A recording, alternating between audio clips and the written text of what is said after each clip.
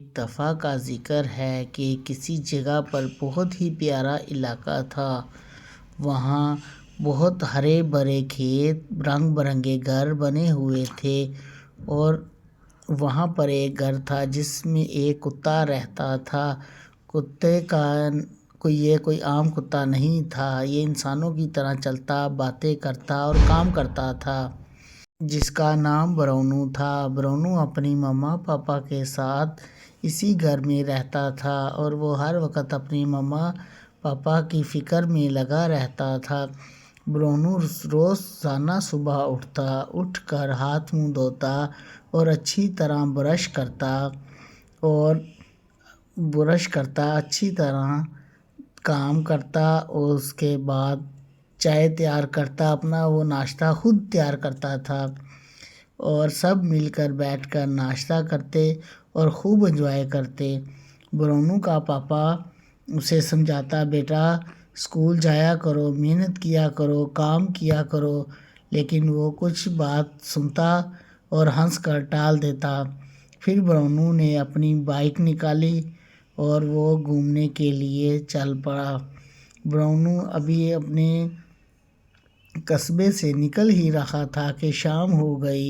شام ہوتے ہوتے برونو بہت دور نکل چکا تھا اور وہ اتنی اسپیڈ سے بائیک چلا رہا تھا اور خوب انجوائے کر رہا تھا۔ اتنے میں برونو شہر میں پہنچ گیا۔ وہاں پہنچتے ہی برونو کا ایک دوست مانو ملا۔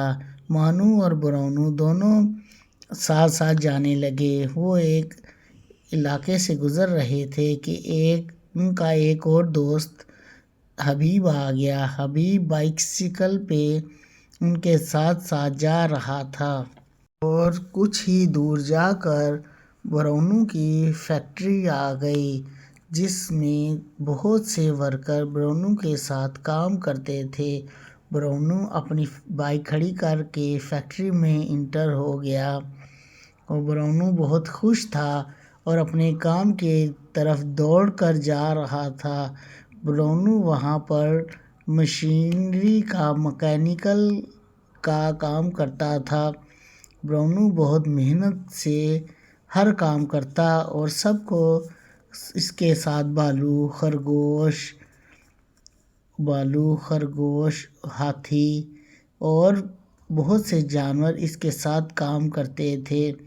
برونو بہت کاریگر آدمی تھا اور وہ سب کو سمجھاتا کہ کام غور سے کیا کرو۔ بالو اس کا سپروائزر تھا جو اسے سمجھاتا تو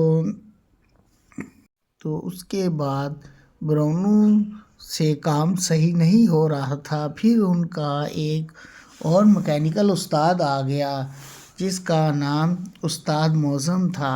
استاد موزم بہت ہی زیادہ محنتی، تجربہ کار اور ٹیکنیکل آدمی تھا۔ اس نے موزم کو بتایا، یار موزم، آپ کو پہلے بھی میں کئی بار سمجھا چکا ہوں، آپ کام کیوں نہیں محنت سے کرتے؟ موزم نے کہا، سر آئندہ سے میں ایسا لاپرواہی بالکل نہیں کروں گا اور اچھے سے کام کروں گا۔ اتنی دیر میں حبیب واپس اپنے گھر کی طرف جا رہا تھا۔ اس کے بعد حبیب گھر آتا ہے تو بہت پریشان ہو جاتا ہے کہ مجھ سے بار بار کیوں مسٹیک ہو جاتی ہے، مجھ سے صحیح طرح کیوں کام نہیں ہو پا رہا۔ اتنے میں مونو دوبارہ پھر اپنے کام پر جاتا ہے اور اپنا کام محنت اور اچھی لگن سے کرنے کا عہد کرتا ہے۔ اس کے بعد ان کا ٹیچر آ جاتا ہے۔ وہ انہیں سمجھاتا ہے کہ آپ نے سب سے پہلے جو کام کے وقت قواعد و ضوابط رکھنے ہیں ان کو ذہن میں رکھنا۔ اس کے بعد اس کی چابی اس کے دے دیتا ہے۔ حبیب اور موزم بہت خوش ہوتے ہیں اور اپنے استاد کی تعریف کرتے ہیں۔ اتنے میں موزم کا اپنے گھر جانے کا ٹائم ہو جاتا ہے اور وہ کام سے نکلتا ہے اور سیدھا گھر جانے کے لیے گروسری شاپ پر جاتا ہے۔